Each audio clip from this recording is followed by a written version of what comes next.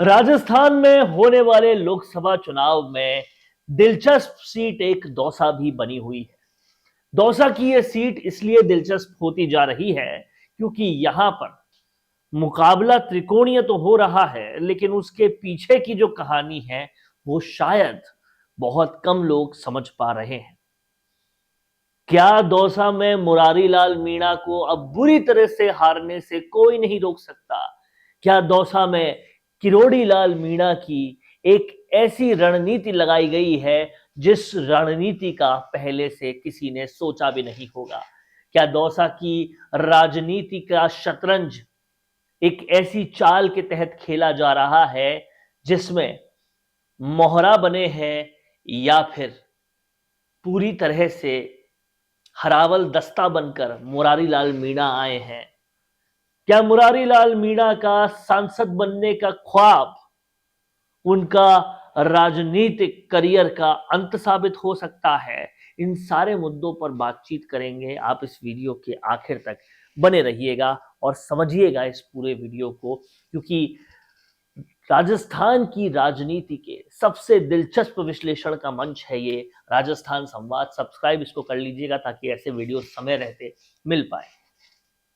दौसा में जो कुछ भी चल रहा है वो बहुत ही ड्रामेटिक है, वो बहुत ही फिल्मी है, लेकिन कहीं ना कहीं जो कुछ दिख रहा है उसका पीछे का सच और भी ज्यादा फिल्मी नजर आ रहा है।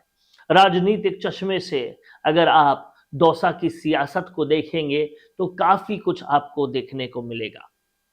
सबसे पहले नरेश मीणा वहां पर लोकप्रियता के चरम पर पहुंचते जाते हैं।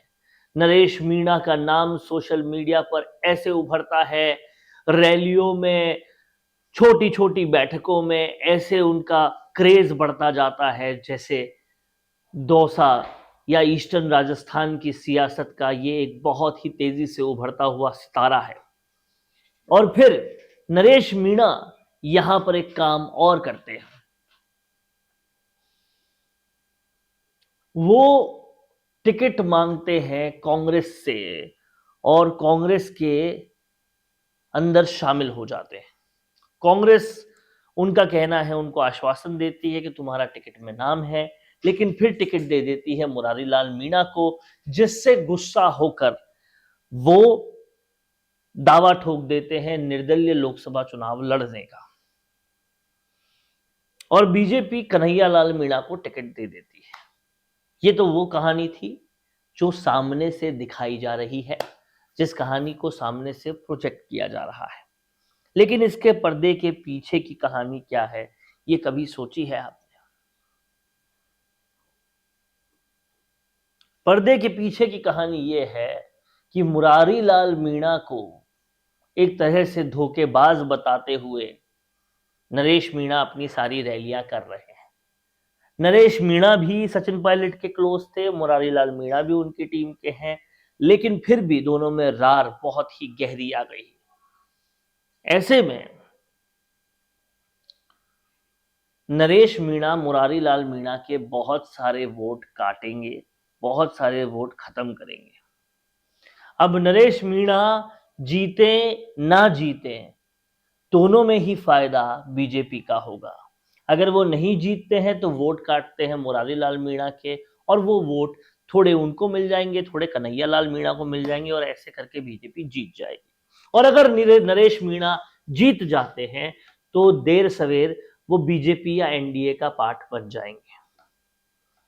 ये सियासत का और ये गेम, और इसके पीछे किरोड़ी लाल मीणा है, या फिर दिमाग है गृह मंत्री अमित शाह का, या फिर बीजेपी के संगठन ने एक ऐसी चाल खेली है जिससे 25 के 25 सीटें सुनिश्चित करने के लिए दौसा की सीट भी इस तरीके से सुनिश्चित की जा रही है। मुरारी लाल मीणा अच्छे खासे विधायक थे,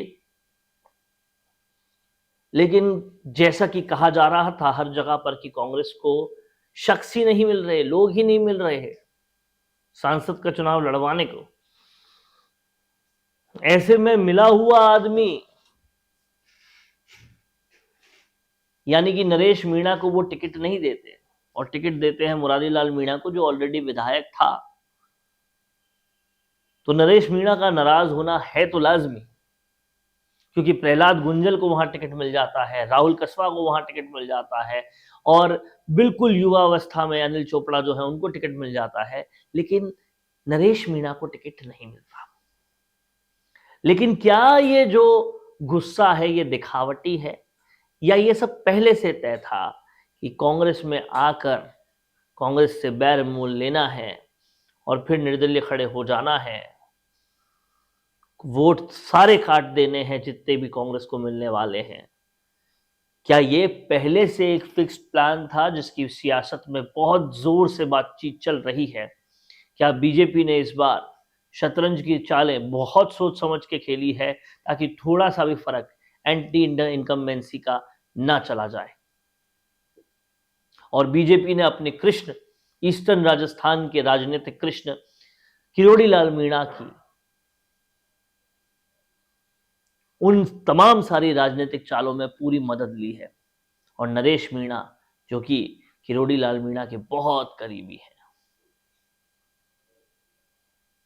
क्या ये सब कुछ एक बहुत ही गहरी राजनीतिक साजिश का हिस्सा है? ये इनके इन प्रकरण बीजेपी की जीत हो, इसके लिए किया गया एक बहुत जबरदस्त चक्रव्यूह है जिसमें मुरारी लाल मीणा फंस गए हैं। क्या लगता है आपको? आप कमेंट करके जरूर बताएं, क्योंकि अब जो ये सियासत बन रही है वो काफी दिलचस्प हो रही है। और दौसा की ये सियासत के बारे में आपका क्या कहना है, जरूर कमेंट कीजिए। देखते रहिए राजस्थान संवाद। नमस्कार। कोरोना सोल्टेक क्वालिटी, डेडिकेशन और कस्टमर सेटिस्फेक्शन को प्रायोरिटी पर रखते हुए हर इंडस्ट्री की इलेक्ट्रिसिटी में कॉस्ट सेविंग कराने और उन्हें रिन्यूएबल एनर्जी की ताकत देने के लिए लगातार काम कर रहा है। क्योंकि कोरोना सोल्टेक में हमारा मानना है कि देश के रिसोर्सेज को सस्टेनेबल बनाने के लिए जरूरी है कि हम सबका उसमें बड़ा कंट्रीब्यूशन हो। इसीलिए सोलर प्रोजेक्ट्स की टाइमली डिलीवरी करते हुए एक पार्टनर की तरह आपकी इंडस्ट्री को हम अपडेट करते हैं और हमेशा आपकी सर्विस के लिए तत्पर रहते हुए सोलर एनर्जी का पूरा पोटेंशियल आपको मिले, इसी दिशा में काम करते हैं।